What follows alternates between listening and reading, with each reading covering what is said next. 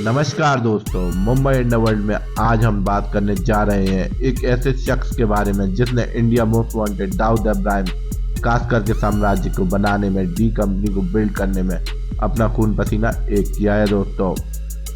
उसके पास जितना दिमाग था उतना दिमाग तो शायद दाऊद इब्राहिम कास्कर के पास भी नहीं था। जैसे बाहुबली के पास कटप्पा था, वैसे ही दाऊद इब्राहिम के पास भी एक कटप्पा था दोस्तों। डोंगरी से लेकर दुबई, दुबई से पाकिस्तान तक, बचपन से लेकर जवानी, जवानी से लेकर आज बुढ़ापे में भी उसकी ढाल बनकर खड़ा है दोस्तों। वह मुंबई अंडरवर्ल्ड का वो अपराधी है जिसके बारे में पूरी दुनिया जानना चाहती है, जिसकी तलाश आज भी हो रही है। पर वह ऐसे बदमाशों में से था जिसकी खबरें कभी भी हेडलाइंस नहीं बना करती थी दोस्तों। हम जिस शख्स की बात करने जा रहे हैं वो the most wanted, the special man का सीईओ और डी कंपनी के सरगना अंडरवर्ल्ड डॉन दाऊद इब्राहिम कास्कर का राइट हैंड छोटा शकील है दोस्तों। तो दोस्तों अंत तक बने रहिए, बहुत ही इंटरेस्टिंग वीडियो और कमेंट्स में अपनी राय जरूर बताइए। तो चलिए शुरू करते हैं।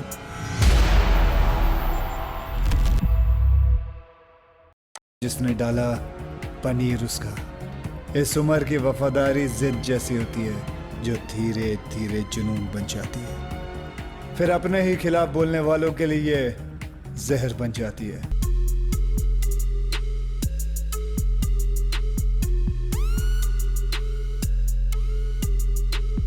छोटा शकील का पूरा नाम था शकील बाबू मियां शेख। एक जमाने में मुंबई के डोंगरी में जिस टेम्पल मोहल्ले में दाऊद इब्राहिम का परिवार रहा करता था, उसी मोहल्ले में शकील का परिवार भी रहता था दोस्तों। और इसी मोहल्ले में दाऊद और शकील बचपन से एक साथ छोटे मोटे अपराध किया करते थे, यानी दोनों बचपन से ही एक दूसरे के जिगरी दोस्त हुआ करते थे, या कहें लंगोटिया यार भी थे। छोटा शकील के पिता बाबू मियां की समझ ट्रेवल्स कर ट्रेवल एजेंसी थी। शकील भी यहाँ काम किया करता था, पर दाऊद जैसे जल्दी अमीर बनने और मुंबई पर राज करने के ख्वाब देखने वाले लड़कों की संगति में अब शकील भी अंडरवर्ल्ड में अपने हाथ गंदे करने लगा था दोस्तों। ये वो दौर था जब मुंबई में पठान गैंग और दाऊद गैंग के बीच गैंग वॉर बहुत ही भयानक मोड़ ले चुका था। शकील दाऊद ब्रदर्स की साइड से था, उनके साथ काम करता था, तो जाहिर सी बात है खतरा उस पे भी था। एक बार की बात है दोस्तों, मुंबई के तारदार एरिया में छोटा शकील के ऊपर जानलेवा हमला हुआ और उस दिन खालिद पहलवान अगर AK-47 लेकर ना आया होता तो शकील शायद आज जिंदा भी नहीं होता।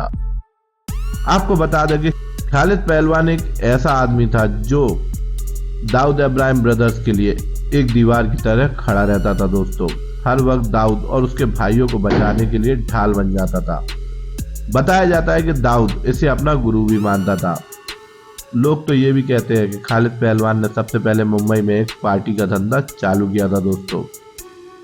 जब दाऊद इब्राहिम कास्कर समद खान को मार देता है तब वह दुबई भाग जाता है और फिर उसके पीछे पीछे छोटा शकील भी वहां से चला जाता है। और यहाँ छोटा शकील ने दाऊद के लिए एक बहुत ही भयानक कोल्ड आर्मी तैयार कर दी थी।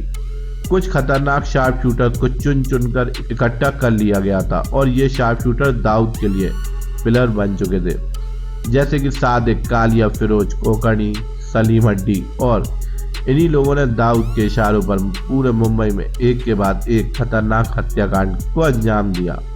इतना बड़ा एम्पायर, शार्प शूटर्स को हायर करना, दाऊद के दुश्मनों को सफाया करना, पूरे सिंडिकेट को संभालना, इस सारे काम छोटा शकील किया करता था दोस्तों। और सिर्फ दाऊद इब्राहिम कास्कर के लिए। अभी तक छोटा शकील की ताकत सिर्फ दाऊद इब्राहिम ही जानता था, बाकी पूरी मुंबई इसकी ताकत से अनजान थी दोस्तों। पर जब 1913 में बॉम्ब ब्लास्ट हुए और उसके बाद जिस तरह छोटा राजन ने दाऊद से किनारा कर दुश्मनी मोल ले ली, दाऊद पर इंटरनेशनल प्रेशर बन चुका था दोस्तों। दाऊद को इंटरनेशनल टेररिस्ट घोषित कर दिया गया था। भारत की खुफिया एजेंसी लगातार उसे ट्रैक कर रही थी।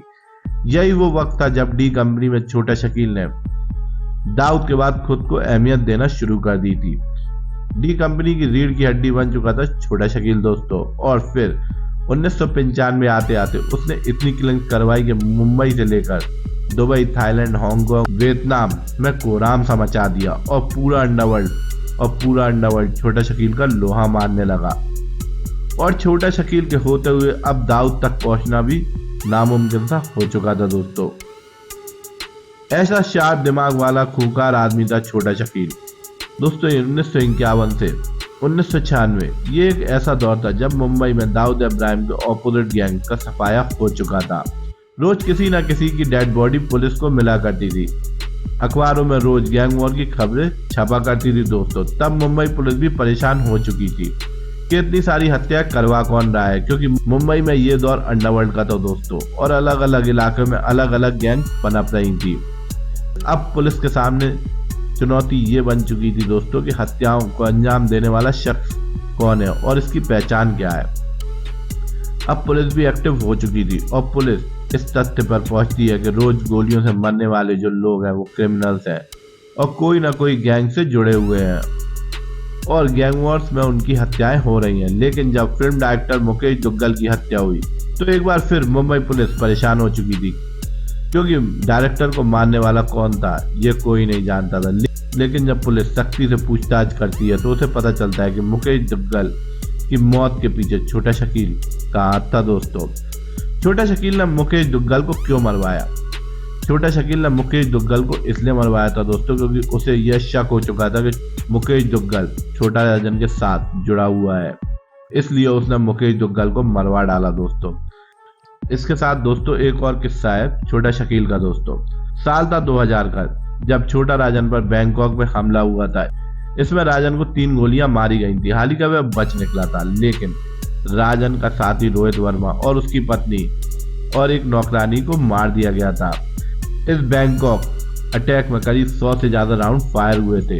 इस अटैक की प्लानिंग कैसे हुई, रचना कैसे हुई, ये सारा का सारा प्लान छोटा शकील का था दोस्तों। ये प्लान कुछ ऐसे दर्शाया गया था जैसे कोई फिल्म की शूटिंग हो दोस्तों। खैर वहीं कई बिल्डर, कई व्यापारी, कई विरोधी गिरोह को खत्म करने वाला छोटा शकील दुबई से दाऊद के साथ पाकिस्तान चला गया था और फिर हमेशा हमेशा के लिए दाऊद का वफादार बना रहा। आज भी पूरा अंडरवर्ल्ड मानता है कि अगर छोटा शकील ना होता तो शायद दाऊद इब्राहिम का साम्राज्य इतना पनप नहीं पाता।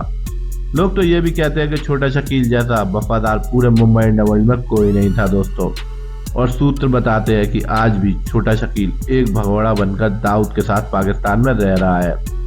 और कुछ लोगों का मानना यह भी है कि छोटा शकील मर चुका है दोस्तों। तो कमेंट्स में मेरे को जरूर बताइए छोटा शकील जिंदा है या मर चुका है। इसी के साथ मैं अपनी ये वीडियो यहीं समाप्त करता हूँ। आशा करता हूँ ये वीडियो आपको कुछ नॉलेज देकर गई हो। ऐसी क्राइम से भरी वीडियोस के लिए मेरे channel treasure knowledge TV Hindi को लाइक एंड सब्सक्राइब कीजिए और कमेंट्स में अपनी राय जरूर बताइए। जब तक के लिए धन्यवाद। जय मां भारती।